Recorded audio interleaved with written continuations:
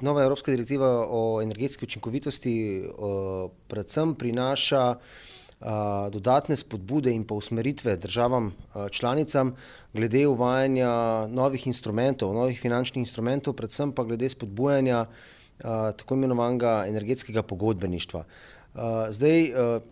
Za nas je to zelo pomembno, ker kot podjetje, ki že 10 let, eno redkih, če ne celo edino v Sloveniji, prakticiramo energetsko pogodbeništvo, da upamo, da bo hkrati z implementacijo te evropske direktive v slovenski pravni red, da bomo tudi v slovenskem pravnem redu odpravili ovire, birokratske ovire, ki v tem trenutku onemogočajo, vsesplošen razvoj projektov energetskega pogodbeništva, to predvsem s področja zakonodaje na področju javnih financ in pa možnosti vlaganja nepovratnih sredstev za energetsko učinkovitost, ki jih Evropska unija, podvaja oziroma njihova količina veča, tudi v projekt energetskega pogodbeništva.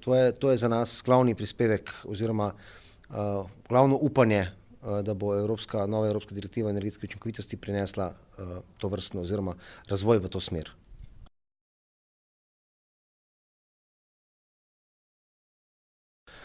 Energetsko pogodbeništvo na ravni EU je odvisno od države do države, v nekaterih državah zelo razvito. Predvsem tu prednjačijo